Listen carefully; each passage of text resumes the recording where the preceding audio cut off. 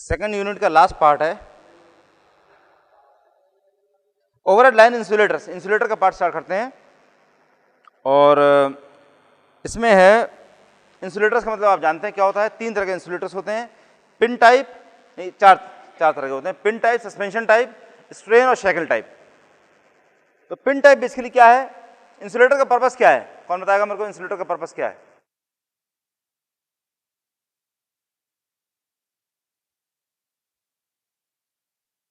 हाँ, overhead line में insulators की जरूरत क्यों पड़ती है, अंडरग्राउंड केबल्स में इंसुलेटर की जरूरत क्यों नहीं पड़ती है, ये कौन बताएगा मेरे को? हाँ करेक्ट, बात सही। थोड़ा सा इसमें और ऐड ये कर सकते हैं, इसने जो जवाब दिया है वो ये है कि ओवरहेड लाइंस में पोल्स में कनेक्टर लगे होते हैं और दोनों कनेक्टर के बीच में दूरी कम ज़्यादा करना की जरूरत पड़ती है, ये वाली चीज़ है। ज़्यादा बड़ी इंपॉर्टेंट रीजन ये है कि क्योंकि ओवरहेड लाइन है इसलिए उस तार के ऊपर, वो जो तार है उस तार के ऊपर इंसुलेशन नहीं होता है, दैट्स अ बेयर कंडक्टर है। अब ऐसे में उस कनेक्टर को आप माउंट कैसे करेंगे, उसको पोल्स के ऊपर सेट करना है, फिट करना है। अगर पोल के ऊपर डायरेक्टली आपने पेच से कस दिया, कोई मेटल की फिटिंग ही लगाएंगे आप, मेटल की फिटिंग यूं लगाएंगे क्योंकि वही मजबूत होगी इतनी कि इतना हैवी वेट ले सके। मेटल की फिटिंग से आपने सीधे अगर उसको कस दिया तो प्रॉब्लम क्या पड़ जाएगी कि जितना पूरी लाइन जा रही 33 kV, 220 kV, 440 kV, वो पूरी पोल के अंदर आ जाएगी और वो पोल जो जमीन में गड़ा हुआ है। तो बेसिकली क्या प्रॉब्लम हो रही है? दो। सबसे बड़ी प्रॉब्लम क्या है, आपने पूरा 440 kV 440,000 वोल्ट्स ग्राउंड कर दिया, तो सिस्टम एक्सेस नहीं कर सकता, फौरन ही शॉर्ट हो जाएगा। और दूसरा ये कि किसी तरीके से मान लो आपने ग्राउंड के अंदर कुछ ऐसा तरीका कर रखा था कि ग्राउंड से मैच नहीं करा उसने, तो भी वो जो पोल होगा, जो नॉर्मल चलते समय जो आपको पोल दिखाई देते हैं, जो लेटेस्ट स्टील टावर्स दिखाई देती हैं, दे विल बी लाइव, उनके अंदर 440 kV आ रहा होगा, कुछ भी आपने टच कर दिया खत्म, सेवरल प्रॉब्लम। इसीलिए इंसुलेट करने के लिए इंसुलेटर्स की जरूरत है, सिंपल। दोनों जो तार जा रहे हैं, 2 तार या 6 तार, जितने भी तार जा रहे हैं, 3 फेज वायर हो गया या सिंगल फेज वायर हो गया, जो भी हो गया, उन दोनों तारों को आपस में इंसुलेट करने के लिए, इससे एक दूसरे से इंसुलेटेड रहे, इसके अलावा ग्राउंड के साथ में इंसुलेटेड रहे, इंसुलेट करने के लिए इंसुलेटर्स की जरूरत पड़ती है। और जो छोटे कनेक्टर्स होते हैं, कम वोल्टेज रेटिंग जो कनेक्टर्स होते हैं, उनके लिए पिन टाइप यूज करते हैं। ये पिन टाइप है, ये पिन टाइप यहां पर लगा रखा है, इसके ऊपर तार जा रहा होता है, ऐसा आपने पिन टाइप यहां लगा रखा है, एक पिन टाइप यहां लगा रखा है, ये 2 तार इस पे चलते हुए जा रहे हैं इसके ऊपर। जो बड़ी रेटिंग के सप्लाई सिस्टम्स होते हैं उसके अंदर आप बेसिकली क्या करते हैं, ये क्रॉस आर्म्स हैं। क्रॉस आर्म की दूरी बढ़ाना क्यों जरूरी है, जितनी ज्यादा वोल्टेज रेटिंग बढ़ती जाएगी उतना दोनों तारों के बीच में फ्लैश ओवर ना हो जाए, उससे बचने के लिए आपको क्रॉस आर्म्स की लेंथ बढ़ानी जरूरी है। और उसके बाद में आप इसमें you employ string of insulators, string लगे होते हैं और यहां पर तार जा रहा होता है। This is basically suspension type insulator. Suspension type और स्ट्रिंग टाइप इंसुलेटर्स होते हैं ये वाले, जो जिसमें नीचे तार लटका होता है। और ये इसमें और इसमें बेसिकली फर्क क्या है, this is one single unit. जो पिन टाइप इंसुलेटर्स होते हैं, they are one single unit, 33 kV का बना दिया, 11 kV का, 6.6 kV का, 3.3 kV का। 33 kV से ज्यादा के लिए नॉर्मली यूज नहीं करते हैं, ऑल्दो अब कभी कहीं वो 66 kV के बनाने लग गए हैं, बट नॉर्मली 33 kV के लिए यूज करते हैं। This basically pin type. ये सस्पेंशन टाइप है, इसमें नॉर्मली 11 kV का, 11 kV का, ये होता है 33 kV तक के होते हैं, अप टू 33 kV, और दिस इज 11 kV का एक यूनिट होता है, एक सिंगल यूनिट। तो जितना आपको इंसुलेशन बढ़ाना है उतने आप ऐसे यूनिट्स एक दूसरे के सीरीज में लगाते जाइए, उतना बेसिकली उसका फ्लैश ओवर डिस्टेंस बढ़ता जाएगा। इंसुलेटर लगाने का पर्पस क्या है, देखो पिन है, इस पिन में ये ध्यान दीजिए कि जहां पर ये तार माउंट हो रहा है, डिटेल डायग्राम तो आप इस अंदर आप लोगों ने बनाई रखा होगा, नहीं बनाया होगा तो किताब के अंदर दे रखा है, होम असाइनमेंट के अंदर आपने बना रखा होगा। तो जो पिन टाइप इंसुलेटर है, that is something like this.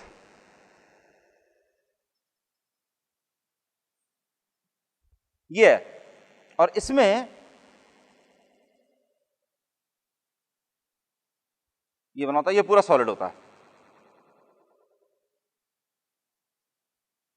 इसमें थ्रेड्स बने होते हैं, यहां पे थ्रेड, जिससे इसमें पूरे में थ्रेड बने हुए हैं, जिससे आप इसके ऊपर कस देते हैं। क्रॉस आर्म के ऊपर एक पिन निकली होती है, पिन के ऊपर ला करके आप इसको कस देते हैं, और यहां पे ग्रूव बना हुआ है जिसमें कनेक्टर जा रहा होता है। तो प्रॉब्लम क्या है ये जो पिन है, ये पिन क्रॉस आर्म के अंदर कसी हुई है, क्रॉस आर्म सपोर्ट के अंदर कसी हुई है, सपोर्ट ग्राउंड के अंदर लगी हुई है। तो basically this point is at the ground potential, ये ग्राउंड पर है और यहां पर फेस जा रहा है। तो आपको यहां से लेकर के यहां तक का अंदर तो पूरा सॉलिड है, और इसका दूसरा फ्लैश ओवर डिस्टेंस कौन सा है? एक फ्लैश ओवर डिस्टेंस ये अंदर का है। अंदर फ्लैश ओवर डिस्टेंस का मतलब क्या है? डायरेक्ट्रिक ब्रेकडाउन। अगर आपने इसको ज्यादा हैवी ड्यूटी स्ट्रांग नहीं बनाया तो बेसिकली क्या है, बीच का डायरेक्ट्रिक जो है that will break down, ionisation उसका स्टार्ट हो जाएगा और उसकी वजह से करंट यहां से यहां तक फ्लो कर जाएगी व्हाइल ब्रेकिंग द इंसुलेटर। दूसरा फ्लैश ओवर डिस्टेंस क्या है? दैट इज दिस, यहां से आया और वो इसके थ्रू पहुंच जाएगा यहां पे। इसीलिए आप बेसिकली क्या करते हैं, you construct the shed, this is known as shed. ये शेड बना रखा है, तो शेड जो है उसके अंदर ग्रूव्स बने होते हैं, कई सारे ग्रूव्स। इससे क्या है, फ्लैश ओवर डिस्टेंस जो आपका है वो ये हो गया, ये यहां से यहां तक का इतना फ्लैश ओवर डिस्टेंस आपने बढ़ा दिया। ये बेसिकली वही चीज है जैसे कि आपने एयर कूल्ड इंजन अगर देख रखे हो तो उसमें फिन्स बने होते हैं। नॉर्मल इंजन जो होते हैं टू स्ट्रोक मोटरसाइकिल्स के अंदर और स्कूटर्स के अंदर, जो फिन्स बने होते हैं उन फिन का पर्पस क्या है? सरफेस एरिया बढ़ा देना। सरफेस एरिया जितना बढ़ा देंगे उसके बजाय मान लीजिए आप ये वाला काम करते हैं, खाली ये वाला कर दिया आपने, तो सरफेस खाली यहां से यहां तक की, यहां से यहां तक की, यहां से यहां तक की। इसमें अगर आपने ऐसे फिन्स बना दिए तो आपने सरफेस एरिया बढ़ा दिया इसका, तो उसमें कूलिंग ज़्यादा अच्छी तरह हो सकती है। Basically you have increase the length, length आपने बढ़ा दी। तो इसमें क्या हो रहा है, यहां से यहां तक के बीच में लेंथ बढ़ाने के लिए आप इसमें ग्रूव्स बनाते हैं ऐसे। Then this is basically the shed, the entire thing. ये जो सेरामिक किस चीज का बना होता है? विल सी, पोर्सिलेन के नॉर्मली बने होते हैं, पोर्सिलेन जिस चीज की, चीनी मिट्टी जिसे कहते हैं, उस चीज के बने होते हैं। और यहां से लेकर के यहां तक का फ्लैश ओवर डिस्टेंस है। तो फ्लैश ओवर डिस्टेंस इंक्रीज करने के लिए आप ये वाले उसके अंदर ग्रूव्स बना के रखते हैं, ग्रूव्स या पॉकेट्स इनको बोलते हैं। उस तरह से सस्पेंशन टाइप इंसुलेटर जो होते हैं उनके अंदर ये वाला काम करने के लिए आप क्या करते हैं, उसका कंस्ट्रक्शन थोड़ा सा अलग तरह का होता है। That is like this.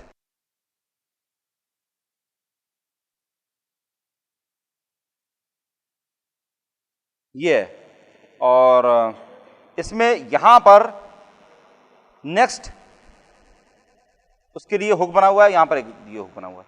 तो अगर जो आपको यूनिट लगाना है वो इस हुक के अंदर, आप ये वाला हुक इसके अंदर टाइट करते जाएंगे और इस तरह से आपको अलग अलग वो मिलती जाएगी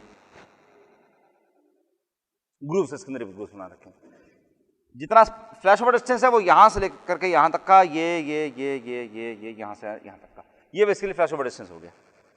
तो इस तरह से फ्लैश ओवर डिस्टेंस बनाने के लिए आप इसके अंदर भी आपने जो इसका शेड है, शेड के अंदर आपने इसमें भी ग्रूव बना रखे हैं।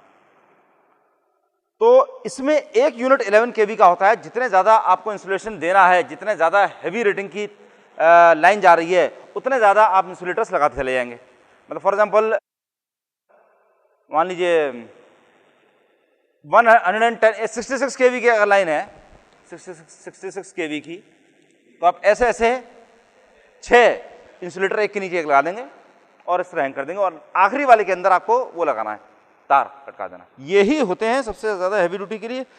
440 kV HVDC लाइन भी अगर आप बना रहे हैं, HVDC लाइन या HV हाई वोल्टेज लाइन भी अगर आप extra EHV extra high voltage line भी अगर आप बना रहे हैं, तो भी उस केस में ये they are specially manufactured of higher ratings. 33 kV का आपने एक यूनिट बना दिया और suspension type, suspension type use करते हैं। सस्पेंशन टाइप में और पिन टाइप में सबसे बड़ा एक और बेनिफिट ये है, सबसे बड़ा नहीं, एक और बेनिफिट, बहुत बड़ा बेनिफिट ये है कि दिस इज फ्लेक्सिबल। तो हवा की वजह से जितने उसके अंदर स्ट्रेसेस आते हैं, इसमें जितने स्ट्रेसेस हैं वो सारे स्ट्रेसेस डायरेक्ट इंसुलेटर के ऊपर आ रहे हैं। इंसुलेटर के अंदर क्रैक होने के चांसेस बहुत ज्यादा है क्योंकि तार इसके ऊपर फंसा हुआ है। ये पूरा इस it is bolted on the pin, pin पर आपने कस के रखा हुआ है, कस दिया है। ये पूरा झूले की तरह झूल सकता है। तो अगर हवा की वजह से, आइस की वजह से अगर ये तार कभी झूलता है तो सारे स्ट्रेसेस पूरा स्ट्रिंग है उसके अंदर डिस्ट्रीब्यूट हो जाता है। तो it got a longer span life, जितना इसका लाइफ स्पैन है, लाइफ स्पैन इसका बढ़ जाता है। इस तरह के कई सारे बेनिफिट्स हैं उसके अंदर।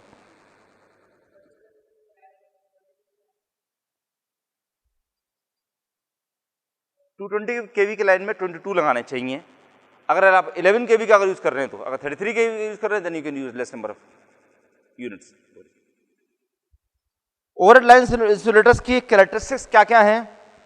मैकेनिकली स्ट्रांग होने चाहिए, रिलेटिव परमिटिविटी बहुत ज़्यादा हाई होनी चाहिए जिससे कि डाइलेक्ट्रिक स्ट्रेंथ ज़्यादा हो, इंसुलेशन रेजिस्टेंस कम होनी चाहिए, ज़्यादा बहुत ज़्यादा होनी चाहिए, इंसुलेशन रेजिस्टेंस बहुत ज़्यादा होनी चाहिए, और रप्चर स्ट्रेंथ बहुत ज़्यादा होनी चाहिए, आसानी से रप्चर ना हो पाए, फ्लैश ओवर वोल्टेज बहुत ज़्यादा फ्लैश ओवर वोल्टेज आए तो उसको भी सस्टेन कर ले।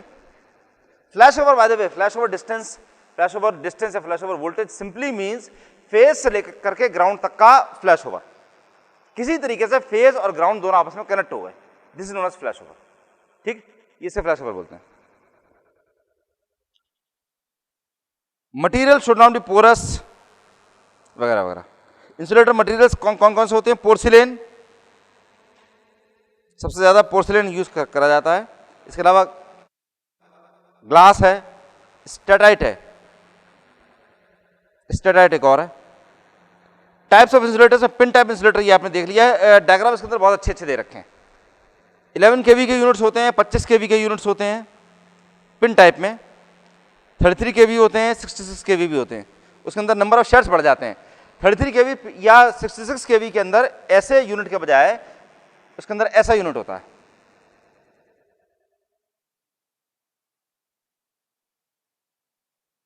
एक सिंगल यूनिट ही है इस पर कसने के लिए, लेकिन आपने बेसिकली इसके अंदर आपने वो भी ग्रूव्स भी ज्यादा बना रखे हैं, फ्लैश ओवर डिस्टेंस आपने और बढ़ा दिया, 33 kV का, 66 kV का। देन सस्पेंशन टाइप इंसुलेटर्स, जैसे ग्रेड डायग्राम इसके अंदर दे रखा है बहुत अच्छा। और 220 kV में अगर आप इकलौता एक सिंगल पिन टाइप इंसुलेटर अगर बनाते हैं, then it will become very big, बहुत बड़ा बनाना पड़ जाएगा और मैकेनिकल स्ट्रेसेस वगैरह बनेंगे उसके अंदर, इसलिए सस्पेंशन टाइप यूज करते हैं।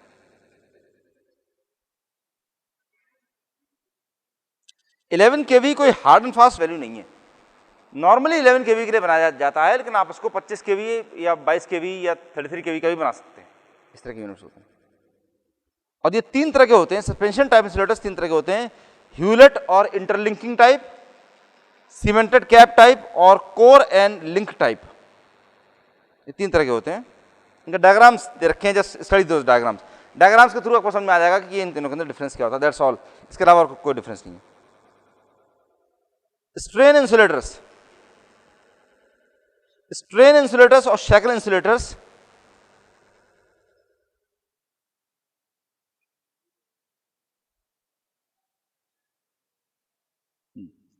Shackle insulator pin type insulator का एक मॉडिफिकेशन है।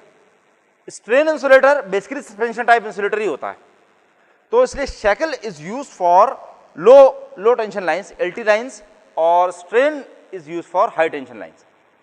और दोनों में डिफरेंस जो है वो बेसिकली वोल्टेज लेवल का है, और सिमिलरिटी क्या है कि both are use for corners, जहां पर लाइन को मुड़ना है, लाइन यहां से आ रही थी और यहां से आपको इस तरफ लेके जानी है, तो यहां पर आपको इसको टर्न देना पड़ेगा।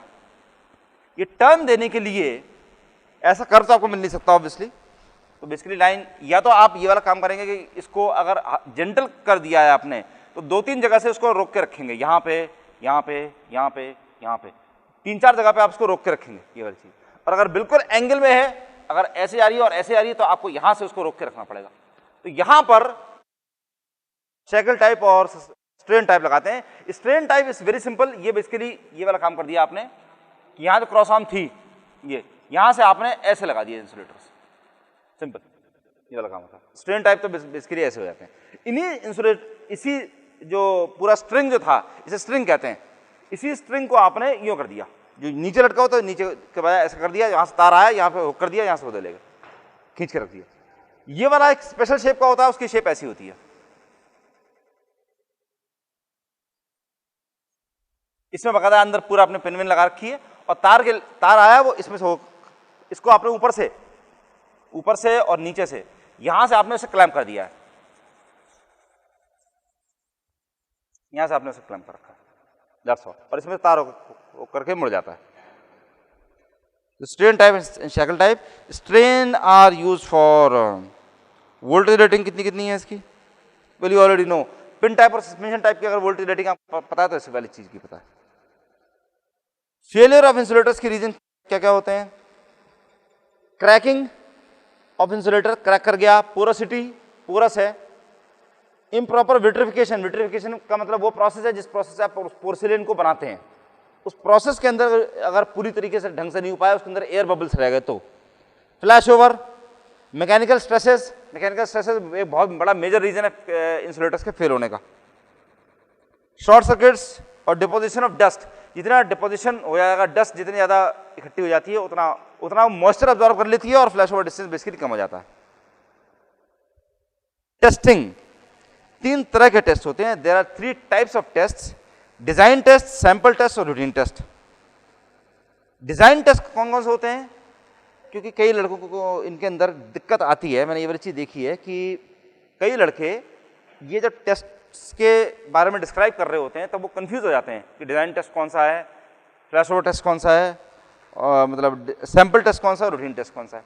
डिज़ाइन टेस्ट क्या है? उसका डिज़ाइन चेक करना है कि हमने जो ये डिज़ाइन बनाया था पिन टाइप इंसुलेटर का, सस्पेंशन टाइप इंसुलेटर का, इसका डिज़ाइन ठीक है या नहीं है। डिज़ाइन करने का मतलब ये है कि अगर आपने एक ऐसा डिज़ाइन बनाया था जो खाली सिंपल सा फ्लैट सा ऐसा था, इसका मतलब this is a very bad design. इसका मतलब आपने इसको 11 kV के लिए बनाया था, बट लेकिन अगर आपने इसमें 4 kV सप्लाई दी, उसी पे फेल कर गया। तो आप इसमें क्या चेक करेंगे? सबसे पहले फ्लैश ओवर टेस्ट चेक करेंगे कि ड्राई फ्लैश ओवर क्या होगा। अगर ये गीला नहीं है तब फ्लैश ओवर डिस्टेंस कितना है, वेट फ्लैश ओवर कितना है, अगर वेट गीला कर रखा है तब फ्लैश ओवर डिस्टेंस कितना है। So power frequency dry flash over test, power frequency wet test, frequency flash over test, impulse frequency flash over test. तो डिजाइन टेस्ट के अंदर चारों फ्लैश ओवर टेस्ट ही हैं, खाली फ्लैश ओवर टेस्ट हैं। आपको डिजाइन चेक करना है कि डिजाइन कितना इफेक्टिव है, खाली ये वाली चीज चेक करनी, ठीक। सैंपल टेस्ट जो होते हैं, सैंपल का मतलब क्या हो गया कि आपने इंसुलेटर्स का एक लॉट मैन्युफैक्चर किया, पूरा बड़ा सा लॉट मैन्युफैक्चर किया, उसके अंदर आपने मान लीजिए 2000 पीस बनाए थे, उसके अंदर से कोई सा भी आपने एक सैंपल उठाया और ये चेक करा कि जिस मटेरियल से, जिस पोर्सिलेन से, पोर्सिलेन का हम एक इतना बड़ा क्वांटिटी लेके आए थे, उस पोर्सिलेन से हमने ये वाले सारे बनाए थे, तो वो पोर्सिलेन किस क्वालिटी का था, उसमें सब ठीक था, उसमें से कोई सा भी आपने सैंपल उठाया और ये चेक करा कि ये सारे सैंपल जो हैं, ये जितना एक बैच पूरा बना हुआ है, ये करेक्ट मटेरियल का बना हुआ है कि नहीं। तो basically you testing the material, उसके अंदर जिस मटेरियल से बनाया रखा है, मटेरियल चेक कर रहे हैं। तो उसके लिए बेसिकली क्या करेंगे? पंक्चर टेस्ट, कि उसके अंदर पंक्चर विट्रिफिकेशन पूरी तरह से हुआ है कि नहीं हुआ, puncture test. Porosity test, again vitrification की प्रोसेस, की उसके अंदर जो पोर्सिलेन है, पोर्सिलेन के अंदर कोई एयर बबल, एयर होल तो उसके अंदर नहीं बना हुआ है। मान लीजिए ये पूरा वो है पोर्सिलेन का बना हुआ है, इसके अंदर कहीं विट्रिफिकेशन उसका प्रॉपर नहीं हो पाया था, इसकी वजह से एक दो इसके अंदर एयर बबल रह गए थे। तो जो आप यहां से यहां तक का फ्लैश ओवर डिस्टेंस पूरा पक्का समझ रहे हैं वो कम हो गया, क्योंकि एयर की जो डायरेक्ट्रिक स्ट्रेंथ है that is less then that of porcelain. तो फ्लैश ओवर डिस्टेंस यहां से यहां, अगर इसने यहां से इतना टुकड़ा ब्रेक कर दिया, इतना टुकड़ा ब्रेक कर दिया, इतना टुकड़ा ब्रेक कर दिया, 3 टुकड़े उसने अलग अलग ब्रेक कर दिया, तो वो फ्लैश ओवर हो जाएगा अंदर से। तो सैंपल टेस्ट में बेसिकली मटेरियल उसका टेस्ट कर रहे हैं। तो porosity test, electromechanical test, electromechanical test करने के बाद चेक करते हैं कि इलेक्ट्रोमैकेनिकल मतलब उसकी वजह से कितने थर्मल स्ट्रेसेस उसके अंदर कितने आ रहे हैं, और मैकेनिकल टेस्ट थर्मल स्ट्रेसेस वाला, और temperature cycle test. Temperature cycle test is insulator is subjected to several temperature cycles, कितने टेम्परेचर साइकिल्स उसकी करी है, हॉट कोल्ड कितनी तरह करी है, इस पर वो फेल हो जाएगा। तो आपको उस पूरे लॉट के बारे में पता चल जाता है कि अगर वो कम लेवल पर अगर फेल कर गया, इसका मतलब वो ज़्यादा एक्सट्रीम कंडीशन में ऑपरेट करने लायक नहीं है। जो टेम्परेचर जिस एरिया में उसे भेजने वाले हैं, से फॉर एग्जांपल ऐसी जगह जहाँ पर ना तो बहुत ज़्यादा सर्दी होती है ना बहुत ज़्यादा गर्मी होती है, वहाँ के लिए वो वाली चीज़ सूटेड है। अच्छा, इसके बाद रूटीन टेस्ट। रूटीन टेस्ट क्या होते हैं कि जब एक बार आपने उसको इंस्टॉल कर दिया है, इंस्टॉल करने के बाद में फिर आप ये चेक कर रहे हैं कि हर कुछ टाइम के बाद में, डेफिनेट टाइम इंटरवल के बाद में ये चेक कर रहे हैं कि वो इंसुलेटर जो आपने लगा रखे हैं वो ठीक है कि नहीं है। मतलब ऐसा तो नहीं है कि किसी वजह से कोई एक फेल कर जाएगा, पता चला किसी वजह से अगर ज़्यादा वोल्टेज आ गया तो उसकी वजह से फेल कर जाएगा, तो ये वाली चीज़ नहीं होनी चाहिए। तो उसके लिए क्या क्या चाहिए? तो proof load test. Proof load का मतलब क्या हो गया? प्रूफ लोड का मतलब मैक्सिमम पॉसिबल लोड। अगर आपने 33 kV के लिए डिजाइन कर रखा है तो पूरा 33 kV सप्लाई उसके अंदर दे दी, फुल एब्सोल्यूट 33 kV, बल्कि उससे भी ज़्यादा एक्सट्रीम कंडीशंस तक उसको ले गए, और तब उसमें देखा कि ये जो है कितने एग्जैक्टली कितने वोल्टेज पर ब्रेक कर रहा है, प्रूफ लोड। कोरोजन टेस्ट, उसके अंदर कोरोजन कितना हो गया, और हाई वोल्टेज टेस्ट, कितना मैक्सिमम हाई वोल्टेज उसके अंदर सस्टेन कर सकता है। ठीक, इतनी चीजें। अब इसके बाद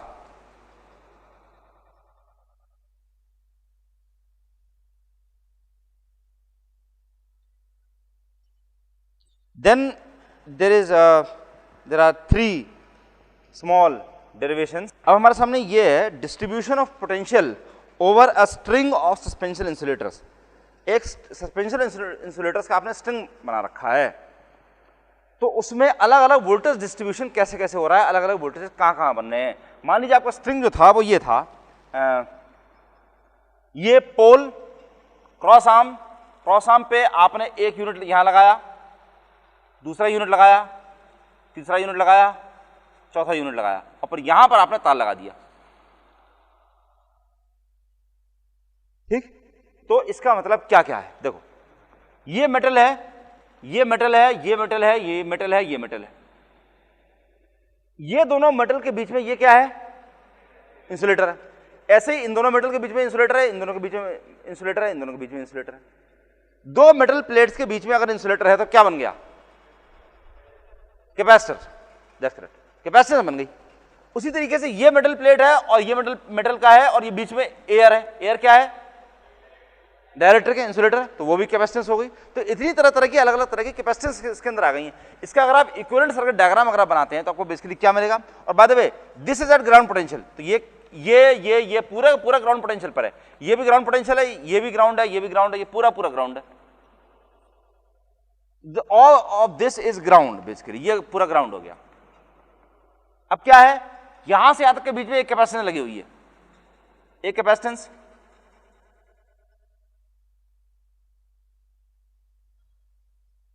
इन दोनों के बीच में एक capacitance number 1, number 2, number 3, number 4, 4 capacitance लगी हुई हैं और यहां पर तार लगा हुआ है। This is the system voltage. जो 33 केवी की जो भी लाइन है वो 33 केवी यहां पर है और ये पॉइंट ग्राउंड पर है, ये वाला पॉइंट ग्राउंड पर है, यहां पर 33 केवी आ रहा है। इसके और इसके बीच में कैपेसिटेंस लगी हुई है, तो एक बेसिकली कैपेसिटेंस ये आ गई, एक ये आ गई, एक ये आ गई, इतनी सारी कैपेसिटेंस इसके अंदर आ गई। इनके नाम कैसे कैसे हैं। अब देखो क्या है, ये पॉइंट जो है this is at 33 kV line voltage, जो भी लाइन वोल्टेज जा रहा है दैट इज बेसिकली ये पॉइंट लाइन वोल्टेज पर है। और ये पॉइंट कितने वोल्टेज पर है, 0 वोल्ट। क्लियर है सब लोगों को, समझ में आ रहा है ये वाली चीज। ये ग्राउंड है, ग्राउंड का मतलब अर्थ कर रखा है आपने, तो इसका मतलब ये वाला पॉइंट 0 वोल्ट पर है और ये वाला पॉइंट 33 वोल्ट पर है। तो ये पूरा वोल्टेज जितना यहां पर 33 केवी था ये इन कैपेसिटेंसेस के अक्रॉस डिस्ट्रीब्यूटेड है, बटा हुआ है। यही 33 केवी जो वोल्टेज था, 33 केवी, 11 केवी, 240 केवी, जितना भी है आप समझें 220 केवी, तो वो यहां पर डिस्ट्रीब्यूटेड है। लेट अस से कि ये इस तरह डिस्ट्रीब्यूशन था कि यहां से यहां तक का जो वोल्टेज था दिस वाज से E1 वोल्ट्स, यहां से यहां तक का दिस वाज E2 वोल्ट्स, यहां से यहां तक का E3 वोल्ट्स, यहां से यहां तक का E4 वोल्ट्स। अब एक बड़ी सिंपल सी बात जो समझने में थोड़ा सा दिमाग लगाएगी, यहां से लेकर के यहां तक का वोल्टेज कितना है, इस पॉइंट से लेकर के इस कैपेसिटेंस का नाम मैं लिख देता हूं। ये सारी कैपेसिटेंस बराबर बराबर है, ये है सी सी सी सी, ये है C1 C1 C1 C1। सी कैपेसिटेंस के क्रॉस वोल्टेज इज E1। ये जो C1 कैपेसिटेंस है इसके क्रॉस वोल्टेज कितना है, यहां से लेकर के यहां तक का वोल्टेज कितना है, कितना होगा।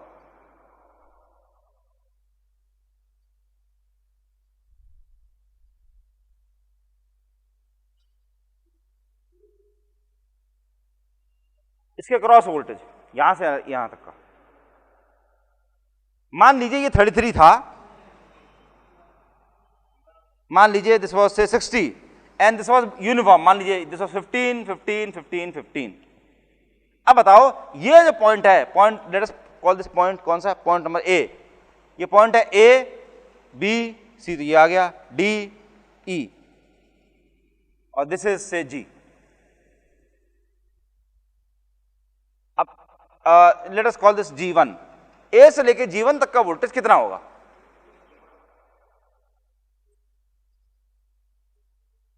$60 वोल्ट्स इज रॉन्ग।